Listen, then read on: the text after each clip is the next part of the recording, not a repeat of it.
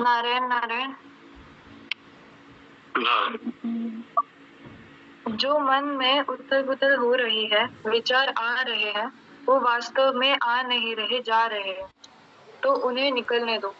जो घटना जो घटित हो चुकी है उसके बारे में विचार आ नहीं रहे, वो वास्तव में निकल रहे हैं।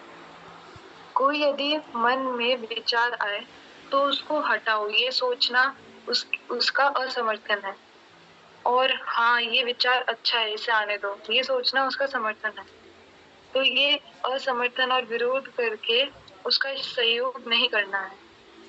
संसार में कुछ भी हो रहा है, उससे हमारा क्या संबंध है? उसकी बातें हमें घुस भी नहीं सकती। जो मन में बातें आ रही है वो हम तो नहीं चाहते, तो उसका असहयोग करो। मूक सत्संग एक शास्त्र है जो मन के सारे दोषों को मिटा देता है। मन में विचार आए फिर चले गए, तो चित्त में उत्पन्न होने वाले विचार ऐसे देखो कि जैसे सूर्य उदय हो रहा है और अब अस्त हो रहा है, या बारिश शुरू हो गई और अब बंद हो गई। तो जैसे संसार में ये सब होने ना होने से हमारा क्या संबंध, वैसे ही मन में जो विचार आए उनसे भी हमारा कोई संबंध नहीं है। इसलिए ना उसका समर्थन करो, ना विरोध करो और ना अपने में मानो। सहज भाव से अपने आप को परमात्मा को समर्पण कर दो कि हे प्रभु, मैं केवल आपका हूँ, मेरा संसार से कोई संबंध नहीं। ये ना अपना है, ना अपने लिए है, और ना हमें इससे कुछ चाहिए। केवल हमारा इससे सेवा का संबंध है। अपने लिए कुछ नहीं चाहना, इससे कामना का नाश हो जाता है। अपना कुछ नहीं, इससे ममता का नाश हो जाता है। फिर मैं कुछ नहीं, ये अपने आप अनुभव हो जाता है। जीव जब तक मैं परमात्मा का अंश हूँ ये मानता है, तब तक उसे परमात्मा से अलग होने का अनुभव होता है। पर जब वो ये मान लेता है कि परमात्मा में ही मेरा नित्य निवास है, मैं उनसे अलग नहीं हूँ, तब उसे भगवान का अनुभव हो जाता है। मैं भगवान का हूँ कि नहीं, मैं संसार का हूँ क्या, ऐसा संदेह करना एक तरफ से अपने पैरों पर कुल्हाड़ी मारना है। कामना पूर्ति और अपूर्ति का फल एक ही है, पराधीनता। निष्काम होना स्वधर्म है। संसार की समस्त वस्तुओं में नित्य परिवर्तन हो रहा है, इसकी खुद की सत्ता नहीं है, ये तो परमात्मा के द्वारा प्रकाशित है। इसलिए संसार पर प्रकाशित है। ये असत है पर दिखता है सत्य। ये वास्तव में दिखता है पर है नहीं। सभी संकल्पों की पूर्ति नहीं होती, और संकल्प पूर्ति हमारे जीवन नहीं है। जैसे यदि धन मिल जाए तो पहले हम कहते हैं कि मुझे धन मिल गया, फिर उस धन को अपने में ही बैठा लेते हैं कि मैं धनवान बन गया। ये जन्म मरण का कारण बनता है। हम तो परमात्मा के चेतन अंश हैं, हमें जन्म मरण से क्या लेना देना। पर हमने मरने वाली वस्तुओं से संबंध जोड़ लिया जो नष्ट हो गई। पर हम सोचते हैं कि मैं मर गया। नारायण नारायण नारायण नारायण। बहुत अच्छा, बहुत अच्छा। राधिका।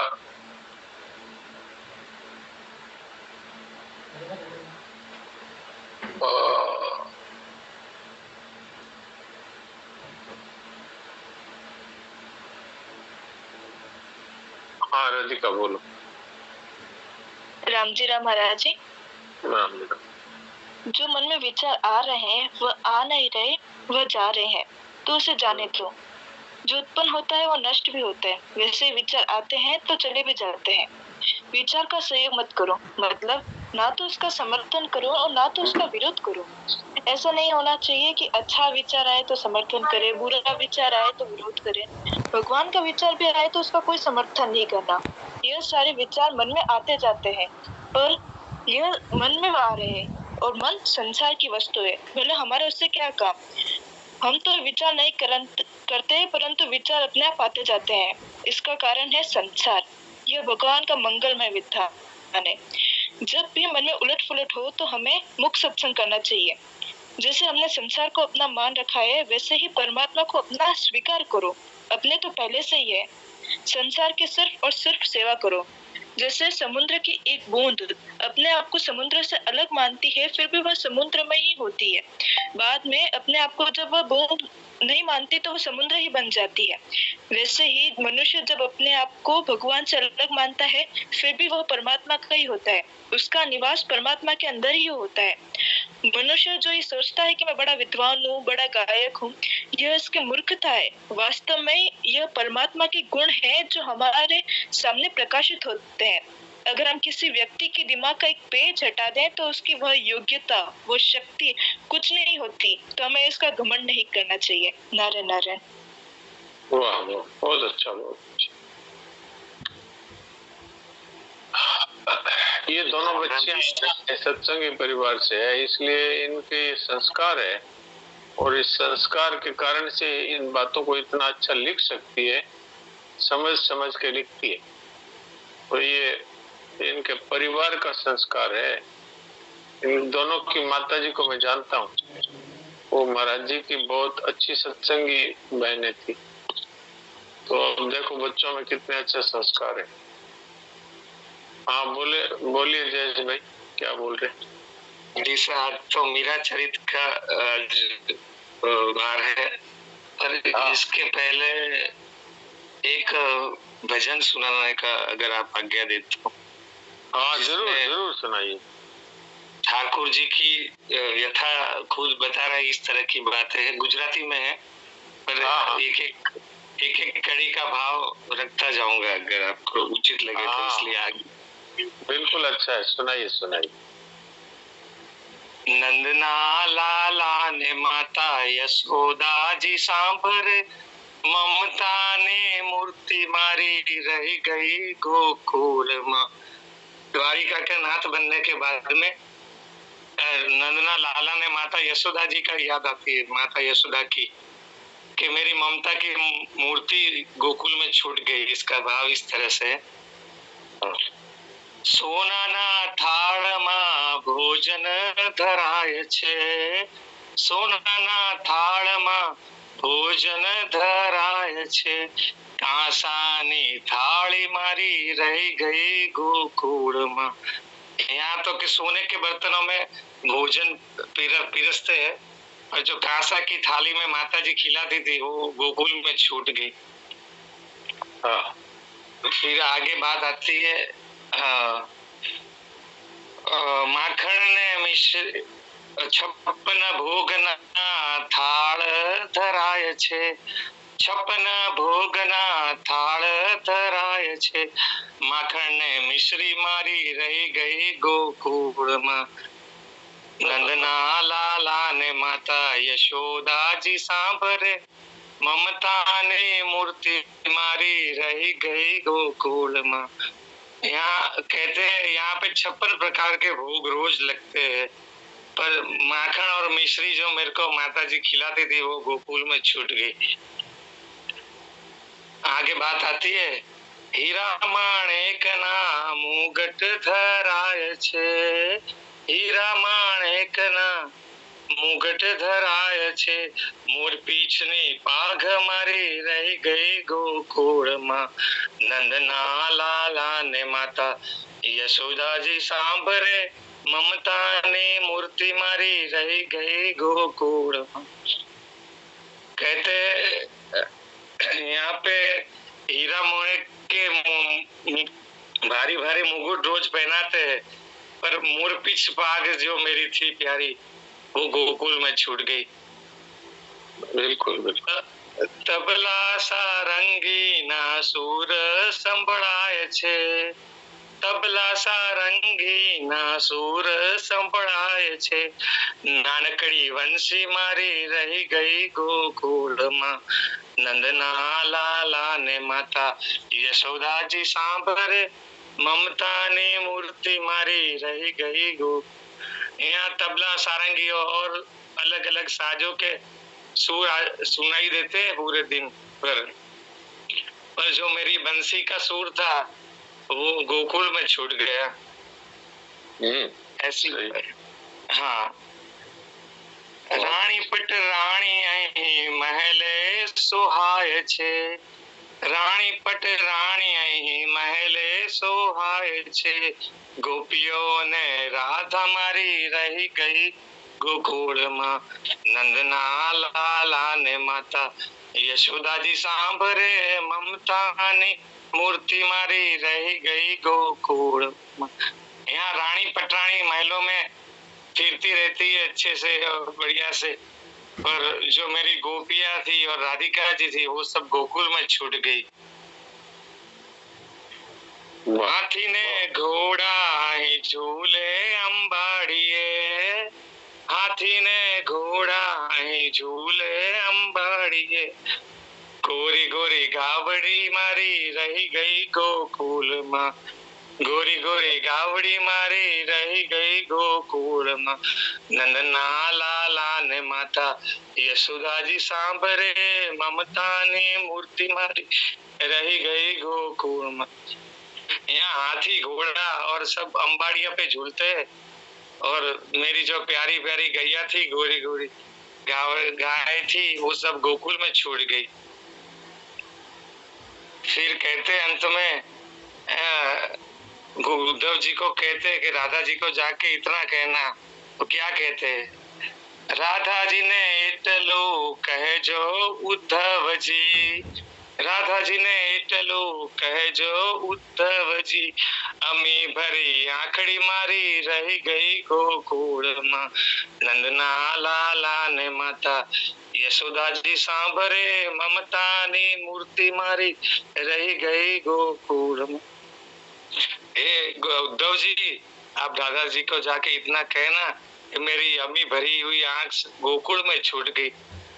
पूरा भाव इनका ऐसा है, जो प्रेम से भरा है, उनसे भाव से भरा है, जो सच्चा प्रेम गोकुल में इनको मिला था, वो सारी बातें इनको जब याद आती है तो ये सारी बातें निकल के बाहर आती है जी।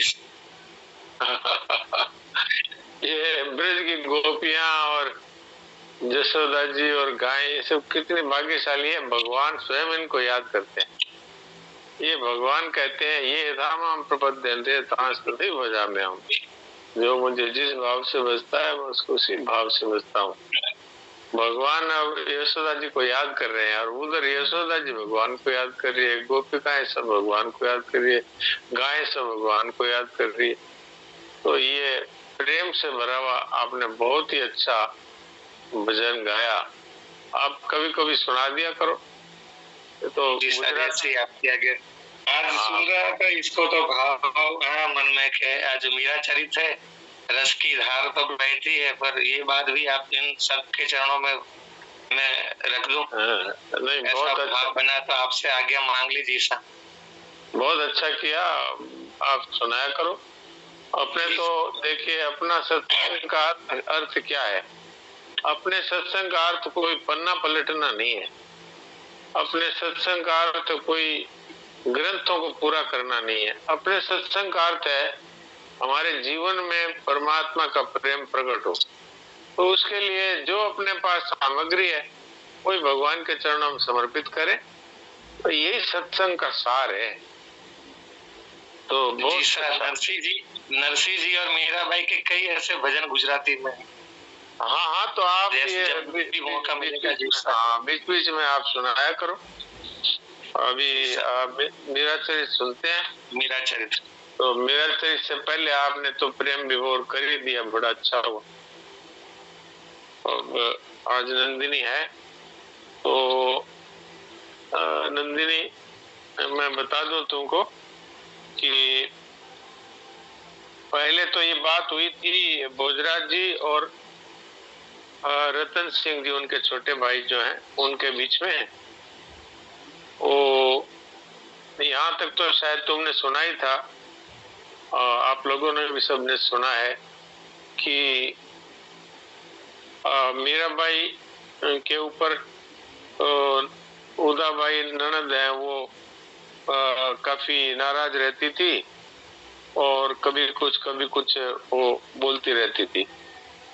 इस बीच में रतन सिंह की शादी विवाह हो गया, तो अब मीराबाई से फोकस हट करके और रतन सिंह जी पे आ गया। लेकिन रतन सिंह जी ने बार बार देखा कि मेरा बड़ा भाई भोजराज है, वो उदास रहता है, गंभीर हो गया है, पहले की तरह हंसी मजाक नहीं करता, पहले की तरह इनके चेहरे पर मुस्कान नहीं है। तो एक दिन पूछ लिया कि आपने भाभी को आम का फूल क्यों कहा? तो आम का फूल का अर्थ क्या है ये बताओ। तो भोजराज जी ने तो पहले ये कहा, तुम तो खुद साहित्य में रुचि रखते हो, तुमको तो पता होना चाहिए आम का फूल क्या होता है। हिंदी में इसको आकाश कुसुम कहते हैं। आकाश कुसुम का अर्थ होता है कुछ भी नहीं, क्योंकि आकाश में फूल लगा हुआ है। अगर ये कहें तो आदमी क्या सोचेगा, ये तो कल्पना का ही फूल है। तो इसका अर्थ क्या हुआ? इसका अर्थ ये हुआ कि मीराबाई इतनी सुंदर थी, तो रणवास में उनकी सुंदरता को लेकर के जब वो ब्याह करके आई थी, तो लोगों में इतना आश्चर्य था कि इतनी सुंदर बहू आई है। लेकिन वो जब देखा कि वो तो भोजराज के कमरे में भी शयन नहीं करती और अपने ठाकुर जी में ही लगी रहती है और भोजराज जी के साथ भोजन नहीं करती, हंसी मजाक नहीं करती है, तब धीरे धीरे वो सब लोग मीराबाई से एक प्रकार से नाराज से रहने लग गए थे। तो इसी बात को लेकर के और रतन सिंह भी बहुत एक प्रकार से उदास हो गए कि क्या हुआ हमारे बड़े भाई को, भोजराज को, और ये इस तरह उदास हैं। तो आम का फूल का अर्थ क्या है? तो ये बात कह दी फिर भोजराज जी ने कि आम का फूल का अर्थ आकाश का कुसुम, अर्थात वास्तव में खाली देखने के लिए सुंदर है लेकिन मिलता कुछ भी नहीं, अर्थात। तो फिर रतन सिंह जी समझ गए, तो इन्होंने कहा आप दूसरा विवाह कर लीजिए। बोले नहीं, मेरे को तो इनके साथ ही रहना है और इनके सेवक के रूप में रहना है। ये सब बातें हो गई। इसके बाद में जो प्रसंग मैंने पढ़ा था वो ये था कि मीराबाई का अधिकांश समय भावावेश में बीतता था। वो सब समय में रहती थी, कभी दिव्य द्वारिका धाम में, कभी रहती थी वृंदावन में राधा जी सखियों के और भगवान कृष्ण के बीच, कभी यमुना जी के तट पर विहार करते भगवान के साथ में रहती थी। इस तरह भावावेश में उनके दिन बीतते थे। एक बार क्या हुआ कि भोजराज जी ने भी देखा कि वो जब भावावेश में होती है तो उसको यही पता नहीं लगता कि सामने दीवार है कि कोई, तो जाके भिड़ जाती और कई बार चोट लग जाती।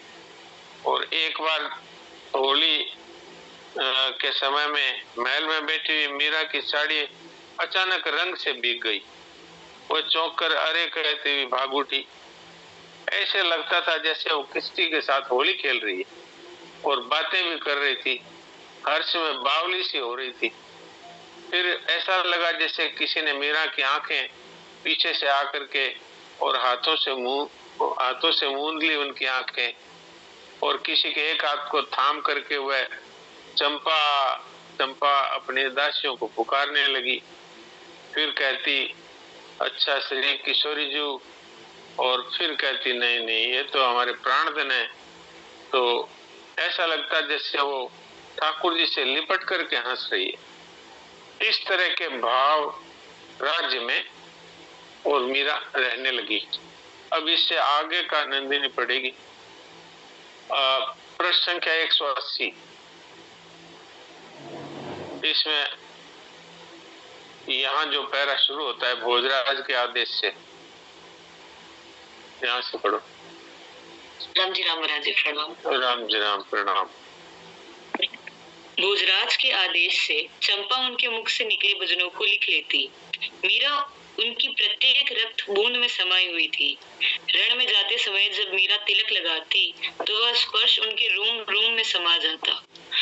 लौटते समय संपूर्ण लश्कर को पीछे छोड़कर उनका अश्व तीव्र गति से भाग छूटता। अंगरक्षकों को उस गति का साथ देने में कठिनाई होती। आते समय 100 शंकाएं सिर उठाकर उन्हें भयभीत करने लगती। कहीं झरोके से गिर न पड़ी हो, कहीं कोई उन्हें कुछ खिला पिला न दे। उस दिन भीत की टक्कर से ललाट फूट गया और रक्त बहने लगा था। सीढ़ियों से भागकर उतरते समय पांव मुड़ गया था। मैं राजसभा में था और वे छत से गिर पड़ी थी। अब जाकर न जाने किस अवस्था में मैं उनको पाऊंगा। जब जब वे विजय को वरण करके लौटते, मीरा के महल में उत्सव होता, मिष्ठान बंटते, दास दासियों को पुरस्कार मिलते, नजर न्यौछावरे होती, गिरधर गोपाल का नवीन श्रृंगार होता, नाच गाना होता और गरीबों को अन्न वस्त्र दिए जाते। राजमहल के द्वार पर पहुंचते ही भोजराज की विचित्र स्थिति हो जाती। मन चाहता कि दौड़कर अपने महल में पहुंच जाए, पर कर्तव्य सर्वप्रथम पिता के सन्मुख उपस्थित होने को बाध्य करता। पिता को प्रणाम कर, आवश्यक सूचना निवेदित कर और फिर आदेश पाकर वे अपने महल की ओर लौटते तो पथ में मिलने वाले बधाई और मंगल कामना करने वाले लोग उन्हें घोर विक्षेप स्वरूप लगते। महल में वे सबसे प्रथम मीरा के सन्मुख उपस्थित होते। यदि वह स्वस्थ होती तो उन्हें देखते ही खड़ी होकर हाथ जोड़ सिर झुकाकर प्रणाम करती। पधार गए आप, बहुत दिन लगाए, स्वस्थ प्रसन्न है ना? वहाँ की समस्याओं का समाधान हो गया ना? अब पुनः तो नहीं पधारना है? अथवा युद्ध में कहीं कोई कठिन घाव तो नहीं लगा? आदि आदि कुशल प्रश्न पूछते हुए उन्हें गिरधर लाल के पास ले जाती। वहाँ आरती उतारकर, तिलक लगाकर चरणामृत प्रसाद देती। स्नान करने के पश्चात अपने सामने ही भोजन करवाकर विश्राम के लिए आग्रह करती। आज किसका उत्सव है? एक बार उन्होंने ऐसे ही युद्ध से लौटकर पूछा। आपकी विजय का, मीरा ने कहा। मेरी विजय नहीं हुक्म, मेवाड़ की विजय फरमाई है। मनुष्य की जीत तो मन को जीतने से होती है और मैं इसमें अब तक सफल नहीं हुआ हूँ। मुझे तो ऐसा नहीं लगता, मीरा ने कहा। वह इसलिए कि मनुष्य अपने जैसा ही सबको समझता है। क्यों, आपको इसमें क्या कठिनाई लगती है? मीरा ने पूछा। आपका पूजा पाठ, सत्संग और भावावेश देखता हूँ तो बुद्धि कहती है कि यह सब निरर्थक नहीं है। इतने पर भी विश्वास नहीं होता। किस पर? मुझ पर या ईश्वर पर? यदि यूं कहूँ कि पहले तो फिर भी एकलिंगनाथ पर था थोड़ा बहुत विश्वास, पर अब तो चारों ओर सुनेड़ हो गई है। भोजराज ने निश्वास छोड़ा। कोई कारण स्थिति का? अविश्वास के तो बहुत कारण है, किंतु 1000 समझाने पर भी बिना अनुभव के विश्वास के पैर जमते नहीं।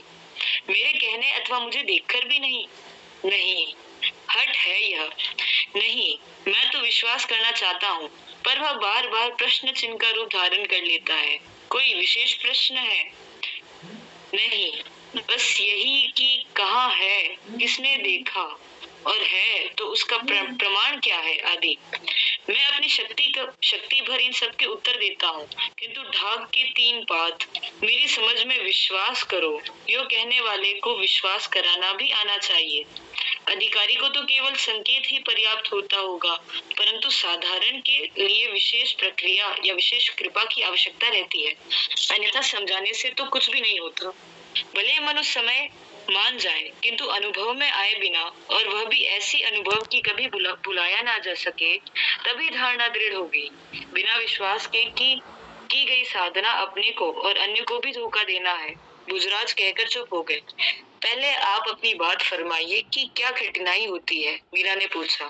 आपको बुरा लगेगा, भोजराज ने संकोच पूर्वक कहा, किंतु सच कहे बिना तो छुटकारा है नहीं। बहुत प्रयत्न करने पर भी ध्यान में सन्मुखहीन मूर्ति ही मन के सिंहासन पर विराजित दिखाई देती है। भोजराज दृष्टि झुकाए हुए कह गए। उनका मुख लाल हो गया था। कोई लालसा इच्छा रहती है? मीरा ने गंभीरता पूर्वक पूछा। नहीं, केवल दर्शन की, प्रसन्न करने की ही। क्या मेरी प्रसन्नता के लिए भी आप प्रभु का स्मरण नहीं कर सकते? वही तो करने का प्रयत्न कर रहा हूँ अब तक, किंतु जैसे श्री गीता जी में वर्णित है कि विराट पुरुष की देह में ही संसार है, जैसे आकाश में भिन्न भिन्न आकार के बादल दिखाई देते हैं, वैसे ही आपकी पृष्ठभूमि में मुझे अपना कर्तव्य, राज कार्य दिखाई देते हैं, किंतु कभी भगवान नहीं दिखाई दिए। दृढ़ इच्छा हो तो मनुष्य के लिए दुर्लभ क्या है? मीरा ने कहा, मेरी इच्छा से तो कुछ भी होता जाता नहीं लगता। सुना है भक्तों की बात भगवान नहीं टालते। तब आपकी कृपा ही कुछ कर दिखाए तो बात न्यारी है, अन्यथा मेरे नित्य नियम तो केवल बेघर होकर रह गए हैं। मैं निराश होता जा रहा हूँ। जीवन की व्यर्थता भाले की अणी सी चुभती रहती है। भुजराज की आंखें भर आई। वे दूसरी ओर देखते हुए आंसू को आंखों से ही पीने का प्रयत्न करने लगे। एक बार यही रुकते हैं। ये आप लोग तो समझ गए होंगे, फिर भी मैं थोड़ा सा बता देता हूँ। जो कुछ इसमें बातें आई है उनका एक सार बता देता हूँ। भोजराज जी क्या है कि मीरा के प्रति बहुत आकर्षित है, लेकिन वचनबद्ध है, इसलिए अब एक प्रकार से वो आकर्षण है वो उनकी सार संभाल में बदल गया। अब वो सार संभाल में लगे हैं कि कहीं ये भावावेश में होगी तो कहीं दीवार से टकरा गई, या कहीं सीढ़ियों से गिर गई, या कहीं ऊपर झरोके से नीचे गिर पड़ी तो क्या होगा। तो इस दृष्टि से वो जब भी कहीं राजकाज के लिए जाते तब भी उनको यही रहती, जल्दी वापस महल में जाके देखूं मीरा का क्या हाल है।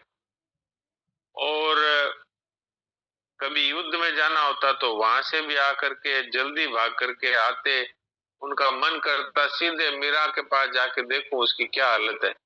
लेकिन फिर वो पिताजी के संकोच से पहले पिताजी को जाकर के प्रणाम करते, उनको युद्ध का हालचाल सारा बताते, और फिर वो रास्ते में लोग मिल जाते बधाई देने वाले, युद्ध से जीत कर आए हैं तो उसकी बधाई। तो इनको बड़ा बुरा लगता था, वो चाहते थे जल्दी मीरा के पास पहुंच जाओ। तो ये उनकी मनस्थिति हो गई। लेकिन फिर उन्होंने मीरा से ये प्रश्न कर दिया कि आप तो जिनके ध्यान में खो जाती हैं अथवा जिनके दिव्य लोक में आपका जाना होता है, मुझे इन सब बातों पर विश्वास नहीं होता। तो क्यों नहीं विश्वास होता कि कुछ दिखाई तो देता नहीं। मन में ये समझता हूं कि बात तो सही होगी क्योंकि आपको देख कर कैसा लगता है, लेकिन फिर भी मेरा पूजा पाठ या मेरा जो कुछ भी इस विषय में जो प्रयास है उससे मुझे कुछ खास अनुभव नहीं हुआ। तो मेरा समझाने की कोशिश करती है कि भाई आपको अपनी बात थोड़ा स्पष्टता से कहिए। तो उन्होंने स्पष्टता से कह दिया कि अगर मुझे भगवान के दर्शन हो जाए तो मैं मान सकता हूँ, क्योंकि मैं तो जब भी ध्यान भी करता हूँ तो ये पीतल की मूर्ति है, ये मुझे अपने ध्यान में दिखाई देती है, मुझे भगवान तो दिखते नहीं। तो मीरा कहना चाहती है कि अगर दृढ़ इच्छा हो तो मनुष्य के लिए दुर्लभ कुछ भी नहीं है। लेकिन फिर भी भोजराज जी को ये बात अभी तक दिखाई नहीं दी, समझ में नहीं आई। उन्होंने कहा कि हाँ, गीता में लिखा है कि पूरा संसार उनके देह में ही है, और बहुत सारी बातें दिखाई दी है, लेकिन भगवान कभी दिखाई नहीं दिए। तो मीरा कहती है कि दृढ़ इच्छा हो तो मनुष्य के लिए दुर्लभ ही क्या है। अब उन्होंने अंत में ये कह दिया कि मेरी इच्छा से तो कुछ होता हुआ नहीं दिखता है, लेकिन भगवान के भक्त अगर भगवान को कह दें तो हमारा उद्धार हो जाए। यानी कि मीरा से कह रहे हैं कि तुम कह दो भगवान से कि मुझे दर्शन दे। तो अभी तक ये प्रसंग हमने यहाँ तक पढ़ा है। एक हमारे एक सत्संगी प्रेमी ने कहा कि पढ़ने के बाद में आप थोड़ा उसको और अपने शब्दों में कह दिया करो। तो मैं उनकी बात को रखने के लिए, और मेरे मन में भी बात आई कि बात ठीक है, मैं अगर इस बारे में दोबारा कुछ कहूंगा तो मेरे भी मनन होगा और सबके लिए भी थोड़ा अच्छा खुलासा हो जाएगा। तो सदा की तरह समय तो पूरा होने को है, इसलिए हम थोड़ी देर के लिए अचिंत्य हो जाते हैं, मूक सत्संग करते हैं।